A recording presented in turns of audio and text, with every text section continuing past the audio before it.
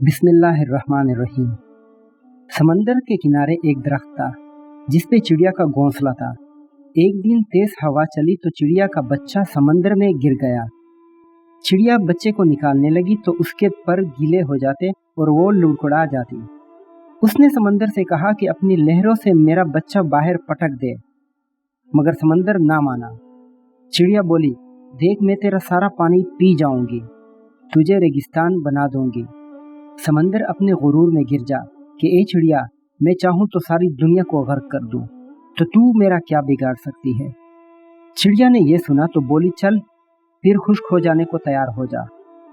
इसी के साथ उसने एक घूंट भरा और उड़कर दरख्त पे जा बैठी। फिर आई, घूंट भरा, फिर दरख्त पे बैठी। यही अमल उसने 7-8 बार दोहराया तो समंदर घबरा के बोला, पागल हो गई है क्या, क्यों मुझे खत्म करने लगी है। मगर चिड़िया अपनी धुन में ये अमल दोहराती रही। अभी सिर्फ 22-25 बार ही हुआ कि समंदर ने एक जोर की लहर मारी और चिड़िया के बच्चे को बाहर फेंक दिया।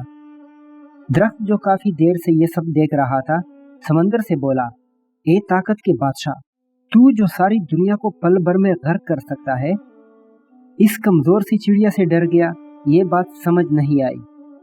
समंदर बोला, तू क्या समझा, मैं जो तुझे एक पल में उखाड़ सकता हूँ, एक पल में दुनिया तबाह कर सकता हूँ, इस चिड़िया से डरूंगा?